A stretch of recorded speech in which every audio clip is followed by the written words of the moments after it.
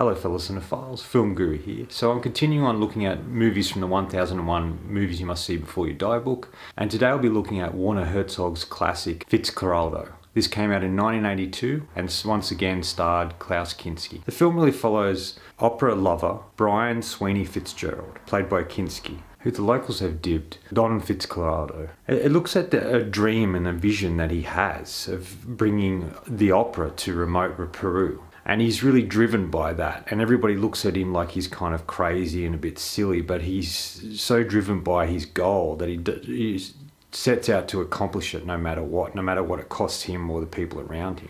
And his main focus is trying to haul a huge steamboat over a mountain ridge to an isolated plot of land where he might harvest these rubber trees that he can use for what he wants to accomplish. At times he feels despair, he feels anger, he feels frustration.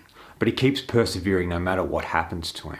He seems to find a way through no matter what happens. In many ways, this is kind of similar to Aguirre in a way. It's about two men who have driven to do something. They both end up on sort of a boat or some sort of barge that they create. And then they head down this river on this slow journey. And it's not about the destination, it's about the journey they go on to get to where they need to get.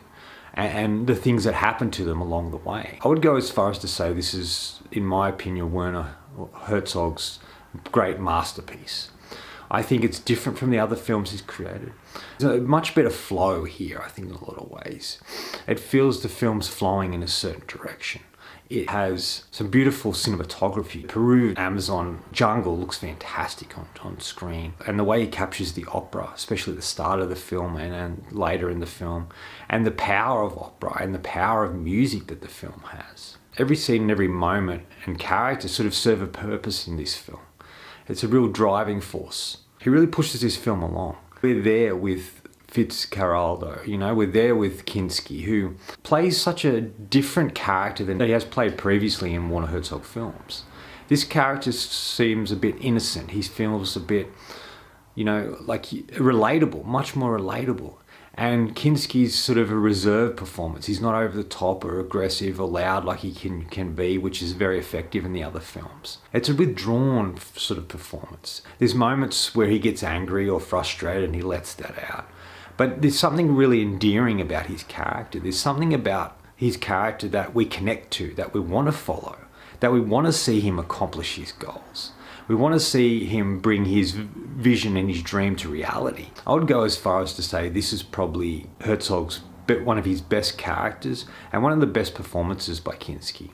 I just like how he's able to really play from within about his emotions and to make and craft such a likable character who just feels in his element. He feels he's at the height of his career. And he's able to portray Fitzcarraldo in such a beautiful and engaging way. This is a film that there's a lot of difficulties with making this film and what happened in it. And there's a documentary, Burden of Dreams, that sort of looks at how difficult this was. Herzog pretty much spent 2 years sleeping in a hammock.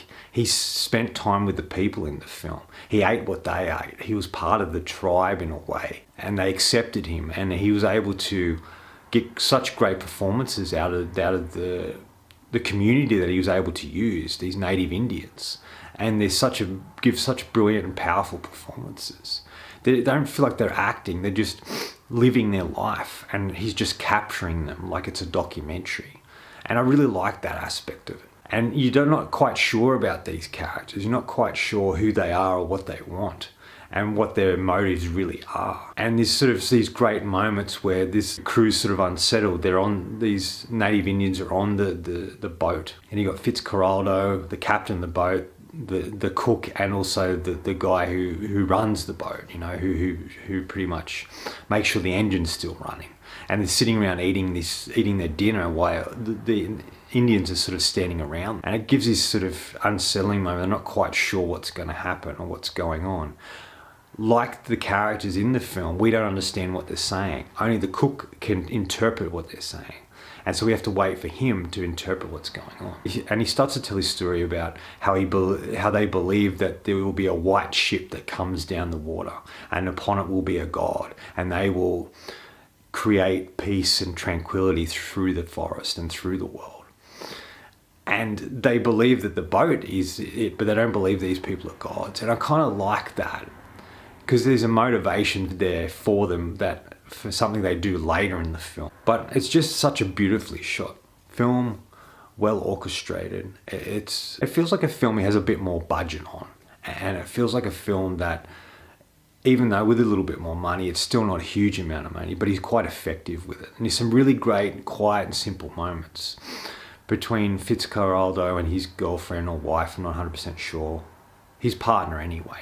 And she's the only one who believes in him. She's the only one who supports him and knows he can do these things and wants to go with him on this journey on the boat. But he tells her to stay behind and look after the girls that live in this house with her. And it's like he wants to be part of the people, but it's a journey he feels he has to go on by himself. It's something he has to go through and learn and sort of come through the other side. And he loves her and is glad that she's there to support him. But it's just something he has to do by himself. What's extraordinary about this film is it's very practical. Everything's practical in it. There's a real boat. They do really pull a boat over a hill or over a mountain type thing. Herzog talked about how there was two boats. One they actually used to go down this river on, and that people could inhabit. And there's another one that was a bit lighter, and that's the one they used to pull over the hill.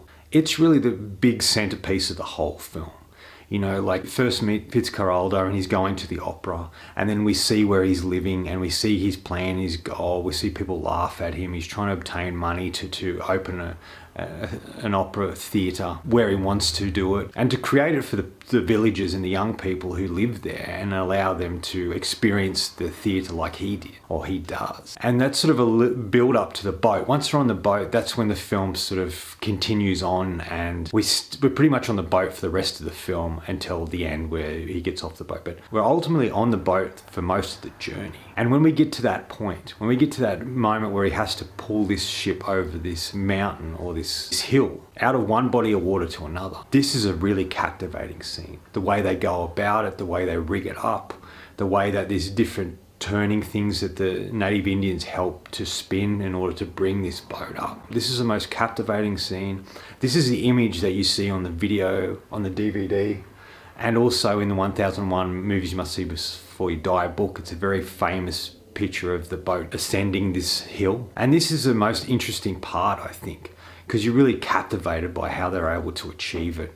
All the work that goes into it, the despair when things don't go quite according to plan, the frustration and anger, and his Fitzcarraldo running out of time and wanting to achieve this quickly, but he obviously can't achieve it the way he wants. And it's just such a fascinating scene to watch, to the point that they achieve it, but as they're waiting there, the native Indians decide to send it down the river, down into the rapids, because they believe it, you know, to cleanse it of evil spirits, as they sort of put it. And it goes on this thing, and you see them, there's only a handful of people on the boat, and it heads down this rafters and down the water. And at one moment, there's this shot of it as it's going up and down around, and it's clearly a model, but it's a fantastic model. And the practicality of using a model to accomplish something. Throughout the whole film, he's able to use minimal things to make the film seem bigger than it actually is. And it really works. By the shots that he has, the lenses he uses, by the practicality of the boats, also the model work. It just feels like a big, huge film. And in some ways, I guess you could look at it sort of like Joseph Conrad's In the Heart of Darkness. It isn't as dark and twisted as that. It isn't like Francis Ford Coppola's Flips Now, because the Fitzcarraldo character is much more innocent and much more interesting in that regard than the characters in that. But it's all three of those films about a journey, about one man's journey to retrieve something, to find something, to make something. And so there's a relatability, I think, with all of that. And the reason I think this is Werner Herzog's masterpiece is he just feels like he's hit the pinnacle of his career here. It feels like he'd made all these smaller films and was all leading to this. And the way it's shot, there's no handheld moments in it. There's no moments that feel like the 70s with these random shots. Everything serves a purpose, and it flows, and much like the boat going down the river, it just flows in a beautiful way, and he gets to capture that. And I really loved that aspect of the film. I was really immersed in it. Not a lot happens, but you feel captivated by it. You're just sucked in by Kinski's performance and Herzog's direction, and the ability of these two men to work really well together, even when they don't always see eye to eye. I just think it's a really tragically beautiful film, but there is something about it that's very captivating. Final thoughts. At the essence of the film, it really looks at how this man has a dream, and he's going to accomplish it no matter what. He'll be remembered for this. And he pursues his dream with all that he has, which isn't much. He stops at nothing to try and achieve his goal. But obviously, like a lot of Werner Herzog films, it doesn't quite go according to plan. But he's able to accomplish his goal in a different way than he expected. And I really thought that was a great way to do it. It's the first Werner Herzog character that actually doesn't come to us to a tragic end like a lot of his characters in his previous movies, especially a lot of the characters that Kinski played. This has a glimmer of hope. This feels like the Fitzcarraldo character is hopeful. He represents hope and a dream that we all work towards. We all have a dream or a goal or something we want to accomplish, and it's about how much we want that and how far we will go to achieve that. And I think that's what the essence of this movie is really showing us. And that's what Herzog is really talking about in this film.